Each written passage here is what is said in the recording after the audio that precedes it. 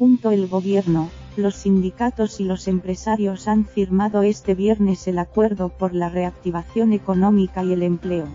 En realidad, suscrito con solemnidad en la Moncloa, el pacto es más el comienzo de una nueva ronda de negociaciones que un punto de partida. Y, sobre todo, es un mensaje a Europa, no pretende serlo, mientras se negocia en Bruselas la distribución y las condiciones del Fondo de Recuperación, que podría suponer hasta 140.000 millones de euros para España. Y ni el presidente ni los líderes sociales lo han ocultado. Corchete izquierdo TX- corchete derecho. Edian Sánchez quería poder exhibir el acuerdo ante los líderes europeos más conservadores o liberales que puedan tener dudas sobre la política económica española. Ya tiene esa foto. El Ejecutivo también buscaba un acuerdo político en el Congreso que pudiera impulsar sus reivindicaciones en la Unión Europea, pero ese está costando mucho más. Corchete izquierdo. El acuerdo corchete derecho tiene una parte fundamental: queremos más Europa. Es la expresión clave de que no estamos solos. Tienes nuestro apoyo, presidente. Estamos aquí para sumar, por sentido Estado, ha señalado el presidente de los empresarios, Antonio Garamendi. El secretario general de CCOO, Unai Sordo, también ha sido claro: presentamos un acuerdo que traslada una idea de solidez de país y de solvencia. Lo traslada al exterior de nuestro país, donde nos va la suerte. Estoy hablando de la UE. A nadie se le oculta que el compromiso tiene una traslación externa muy relevante. Este acto genera expectativas y confianza, ha dicho Pepe Álvarez, secretario general de UGT. Ponemos en valor este acuerdo en un momento complicado para el país, ha rematado Gerardo Cuerva, de Cepimer. Sin embargo, no todo fueron buenas palabras en el acto. Tanto Garamendi como Cuerva fueron muy críticos ante Sánchez con la posibilidad de una subida de impuestos a las grandes empresas que el gobierno tiene comprometida en su pacto de gobierno con Unidas Podemos y que es una de las medidas clave de los presupuestos que prepara el Ejecutivo. Se trataría de establecer un mínimo del 15% en el impuesto de sociedades que pagan las grandes empresas, una reforma que únicamente afectaría al 1% de empresas. También se persigue un incremento del IRPF para las rentas más altas, elevando lo que pagan ahora quienes ganan más de 130.000 euros, es decir, un 0,5% de quienes pagan este impuesto.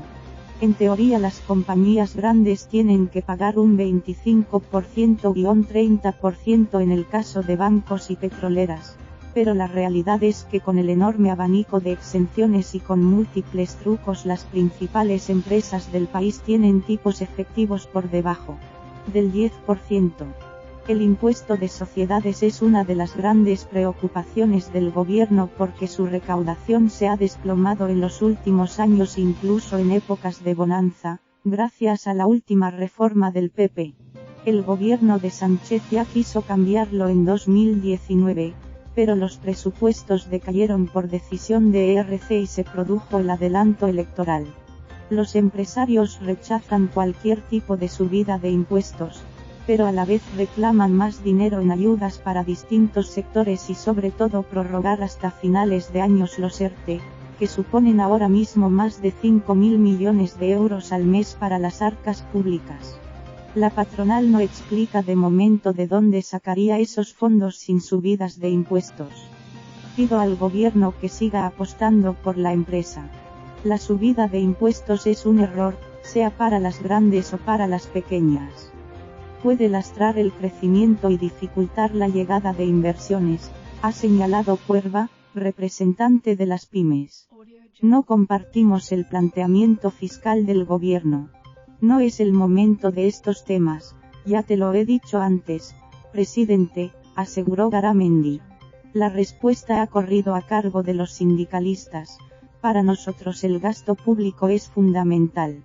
Se ha hecho un gran esfuerzo desde el punto de vista de la cobertura de las empresas. Nunca se ha hecho un esfuerzo como se ha hecho, ha apuntado Pepe Álvarez, de UGT. En el texto se fijan varias líneas de trabajo sobre las que negociar, como la formación o regulación del teletrabajo, y uno en el que el presidente ha hecho hincapié, una nueva regulación de los ERTE que los impulse como elemento de flexibilidad interna en las crisis frente a los despidos. No hay puntos de fricción explícitos sobre el papel. No se menciona la derogación de la reforma laboral, pero sí se habla de una modernización del marco laboral, y poco después se dice que las partes se comprometen a reactivar, con carácter inmediato, las mesas de diálogo social ya constituidas e incorporar medidas tendentes a la creación de empleo. Entre las negociaciones que interrumpió la pandemia está la que trataba, precisamente, de abordar los cambios en el Estatuto de los Trabajadores que incluye el pacto de gobierno. Desde que el Ejecutivo tomara posesión, van 4 pactos alcanzados en el diálogo social. El primero llegó a finales de enero para aumentar el salario mínimo hasta 950 euros. Los 3 restantes han llegado en plena pandemia, y en ellos los ERTE siempre han tenido un papel protagonista, aunque hubiera más contenidos. Este viernes se ha firmado uno nuevo que tiene mucho de declaración de intenciones y de mensaje a la Unión Europea, como han apuntado los firmantes del acuerdo en sus discursos al acabar el acto. Los firmantes, apunta el texto suscrito, se comprometen a trabajar para los necesarios acuerdos en los foros correspondientes con el fin de acelerar la reactivación económica y la creación de empleo de calidad, y lograr cuanto antes un crecimiento sólido, inclusivo y sostenible. A partir de aquí señala las líneas en las que se negociarán. En ellas, además de la regulación del teletrabajo, el impulso a la formación o la profundización de los ERTE, también se habla de digitalización, transformación verde o modernización del marco laboral.